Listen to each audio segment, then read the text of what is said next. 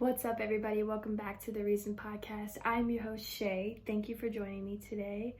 I first want to say I listened back to my last podcast and I've now been putting these on YouTube and I could hear something in the background.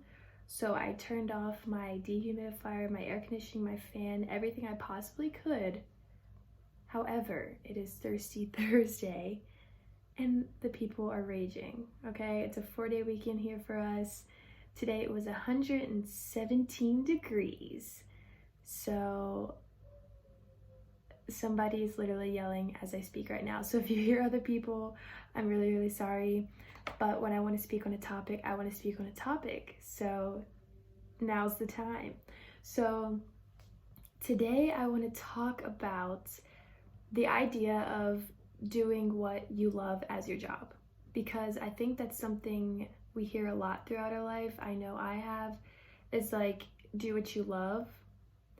And I was really thinking about this, and it kind of goes back with what I talked about last week about your productivity and doing all these different things and yada, yada, yada.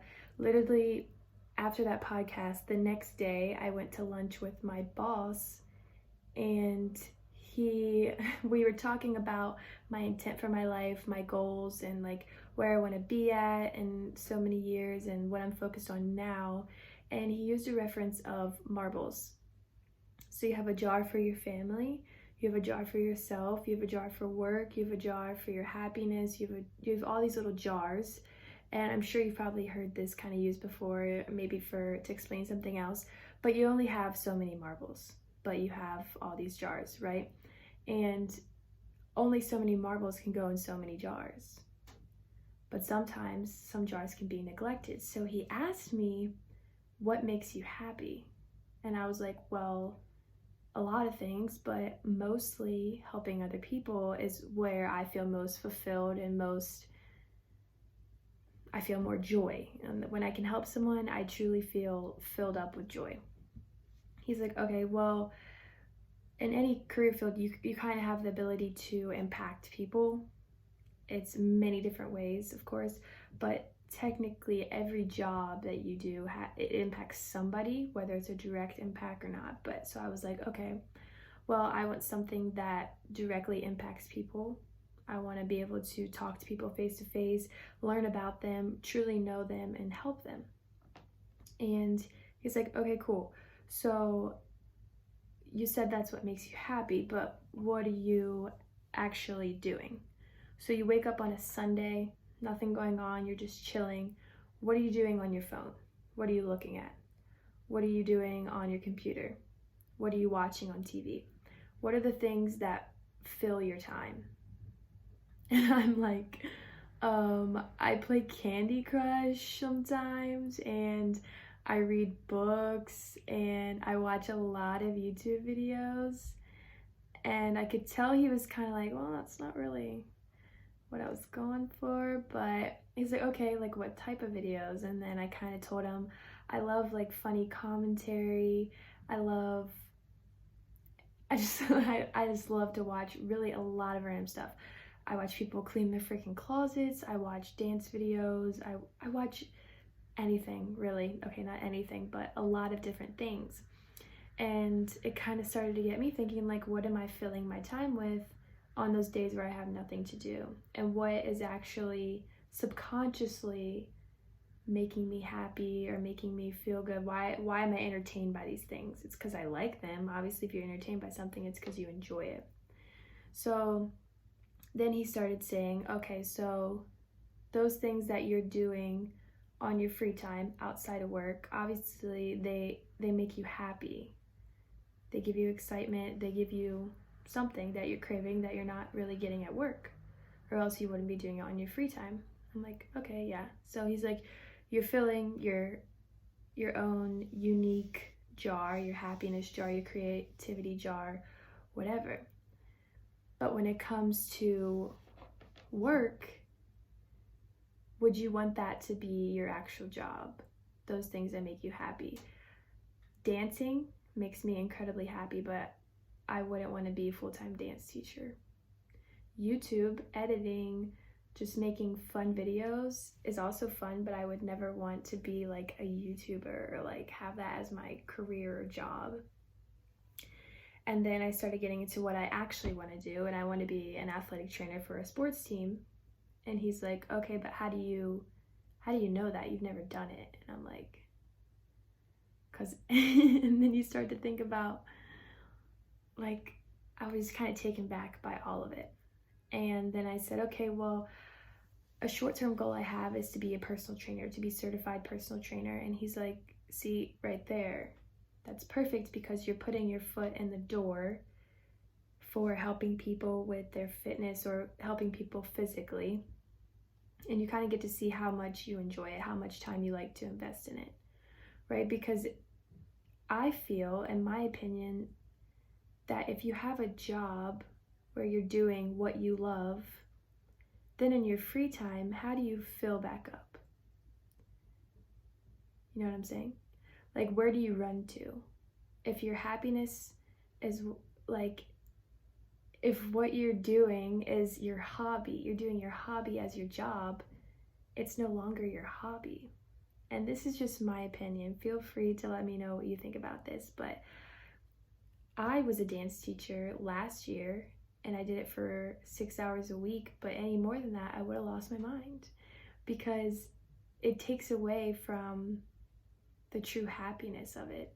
And for some people, the dance teacher job works, but for me, it really didn't. I enjoyed my time and the opportunity, but I would never want that to be my full-time job, because then it becomes a chore, and then it takes away that sense of, oh my gosh, I'm so overwhelmed, I'm so stressed, I can run to dance.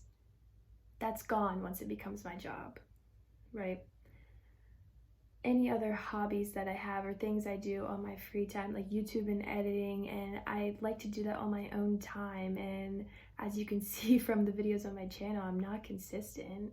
If I have something to record, I record it, and if I want to edit it, I edit it. But if that became my job, then it becomes a chore. It becomes something I have to do. So this is just something I was thinking about, and I'm like, so should you really do what you love as your job? Will you continue to love it? And then I was thinking, what if I don't actually love these things, if I don't want to do them full time? So basically, I'm saying all this just to let you guys know I'm honestly kind of confused by this concept, and I started rethinking my entire existence. That's kind of dramatic, but I was thinking about my desire to be an athletic trainer. I'm thinking, why do I want to do that? And I want to do that because I love being in that sports environment. I want to do that because I like helping people. I love just the whole fitness, just that whole world, that whole side of things. I think it would be something I would really thrive in. And the more I thought about it, I'm like, so if I spend my whole day athletic training, is that going to take away from my excitement to go to the gym after work? And I was thinking these are still two different things. So basically, what I'm saying right now is I'm at a crossroads. And I'm 6 classes away from an exercise science degree, all right? I'm gonna finish it. Like I said in my last podcast, I'm gonna finish the degree. But I started thinking about, like, really, where do I want my life to go? You know, do you ever really have a dream job that you love to do?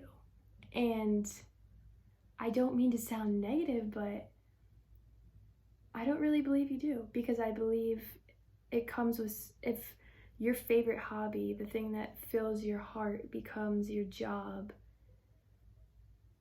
then it's a job, you know what I mean? And it takes away from that free spirit and to be able to just do it when you want to do it. Maybe like Tony Hawk, who just like skates and stuff, like good for him. I feel like he just kind of skates when I don't know how much of pressure is on him to like do certain things. That's probably a really bad reference, but like, I know for people who are famous, you know, they have a dream to write songs and they get to impact all these people and yada, yada, yada.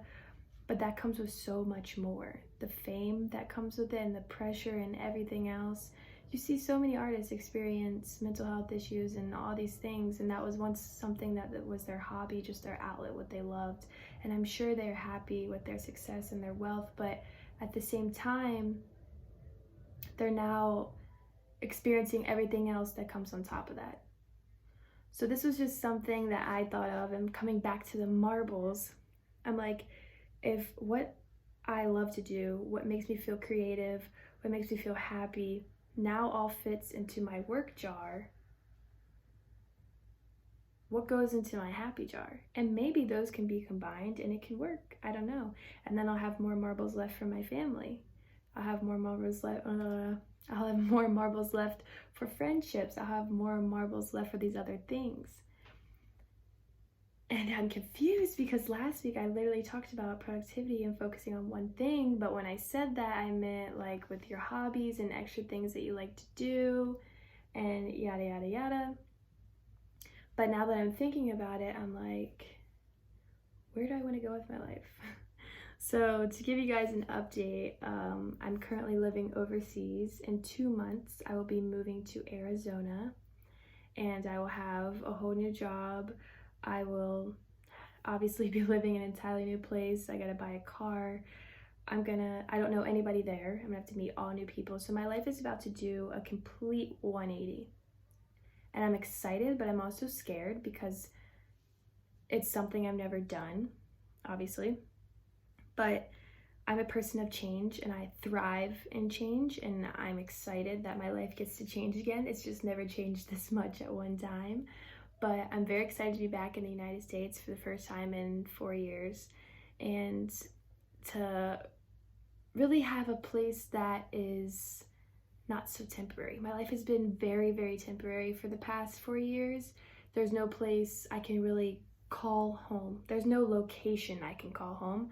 I've just been calling people home. My friends are my home, right? Whoever I'm with at the time, they're my home. But at the same time, that's been so beautiful and good for me to have people that are my home and people that make me feel safe. But it's also very scary because people come and go, right? But I guess so do places, you know? Things always change and things are always moving, but I just never had a solid location to be like, yeah, that's home. Because I left home, or where I grew up, at 17, and to be honest, I don't consider it home. And that may make my parents upset, and that's not my intent, but there's a lot of people that I live with overseas, and they're like, man, I can't wait to go home. I can't wait to do that. But I'm like, I don't consider that place home. I've been gone for 4 years. I created a whole new life. Like I said, I left when I was 17. That's where I grew up, but that's not my home anymore. You know what I mean? They say home is where the heart is, and my parents are there, and they are my heart. But at the same time, it's not my home anymore. It's where my parents live, who are my best friends, and I love very much. But I hope you can kind of understand where I'm coming from, that when your life is so temporary and things are constantly changing, it's just kind of hard to call a place home, you know what I mean? But it's very easy to attach to your friends, and they feel like home. And it's been really awesome. And I don't know where I'm going with this conversation right now, but basically I kind of had, I don't think an epiphany is the right word, but I kind of sat and thought about everything, and I was like, I don't really know what I want to do with my life. I kind of know what I want to do tomorrow. I want to go to the pool. But I don't really know beyond that, and that's okay. And I've really found kind of peace in that and happiness, and the fact that I can plan my life as far as I want to, but it's gonna go the way it goes. You know what I'm saying? And I'm still doing things to better myself every day, but I'm not really worried about the future as much as I used to be, because I know that whatever happens, I'm gonna have to face it anyway. So why think so far into the future? Why not embrace just where I am now and really take advantage of the opportunity that's in front of me? So I guess the point of today and what I'm trying to get at is I am lost. I don't know what I want to do with my life. I truly don't. I just know I want to help people. And I think I'm okay with not knowing right now. I'm 21 years old. I don't think there's a timeline to figuring it out. You know, I had a friend who recently experienced some hardship in his marriage, and he's considering divorce and yada yada yada. And I was like, well, are you scared of starting over? Maybe that's kind of what thing that's kind of keeping you from making a permanent decision is you're scared to start over. And he's like, well, yeah, I don't really know, like, when it comes to starting over or after a marriage, like how soon you date again. And I'm like, well, the only thing time measures is time. And he was like, wait, that's good. And then I started to think about what I just said, and I'm like, that's it. Time measures time. Time does not measure when you should be over a relationship, when you should start a new one, how much you should like someone else, how much time you've spent with that person has no correlation to how you feel about them. How much time you've spent away from an ex has no correlation to how much time it should take you to get over them. And I think we spend so much of our life stuck on these timelines and, oh my gosh, you just got a relationship, you're in a new one. Like, first of all, that's not your relationship, so don't worry about it. Second of all, time only measures time. So for me to sit here and be like, oh my god, I'm 21, I only have this many years to figure out what I want to do with my life, and da-da-da-da, it just doesn't make sense to stress out about something like that, because it's gonna go the way it's supposed to. I am not giving up on myself. I'm still working to better myself. What comes my way will come my way. And that's just how it is. So I'm just really happy recently. I've really just kind of realized that, like, you know, you have so much, and like, you were so blessed. I've been given an amazing life, and I'm just working to earn every day, earn the life I was given. That's really my only goal, and I feel good about it. I feel good not worrying about tomorrow and really being like, dude, I'm breathing right now. Why we gotta plan on yada yada down the road? And maybe it's easy for me to say as a young single adult. I don't know how it is to be in a marriage. I don't know how it is to have kids. And maybe it's not as simple to say, oh, don't worry about tomorrow, but at the same time, you can't really change your course of life. It's gonna happen the way it's gonna happen. You can manifest things and work hard and do all these things, but there's no need to stress out about the things you cannot change. And something I cannot change is the fact that I'm moving. That's really something I cannot change. I can't change the fact that there's nobody there that I know. I mean, once I get there, I can meet people, but I just can't change these little things that could cause a lot of fear. So I'm just not gonna worry about it, and I'm gonna be happy with where I am. So I hope you can understand that time only measures time, that tomorrow is nothing to stress about, and that you need to embrace today and what's right in front of you. And I don't have my life figured out, even though it may seem like it online or something. I don't know what you think of me, but I just really hope you can kind of take away the fact that there's so much to be worried about that there's nothing to worry about, if that makes sense. 2020 has been a freaking disaster for so many people, and I think it's time to just take a step back and realize today is today, face today, leave tomorrow to tomorrow. And I don't care if you're 15, 35, 57. If you don't know what you want to do with your life, keep going until you figure it out. You know what I mean? And just do what makes you happy. Fill your happy jar, fill your friendship jar, fill your family jar, fill your relationships jar. And just make sure those marbles are in the right places, and that they're not all at work. They're not all at family. That's great if they can be, but we really have to even those marbles out and make sure each jar is filled properly, and that we're doing the absolute best we can. So once again, remember, time only measures time. Do not put a timeline to your life. I think I've said that like before in a podcast, but I really want to stress that. I think some people compare themselves to where someone else is. I can tell you probably half my graduating class is married or has a kid. I haven't been in a relationship for 2 years. But honestly, I'm really happy with where I am. And I hope that you are too, and that you can find happiness if you're not there yet. But thank you guys for listening. I will see you guys next week.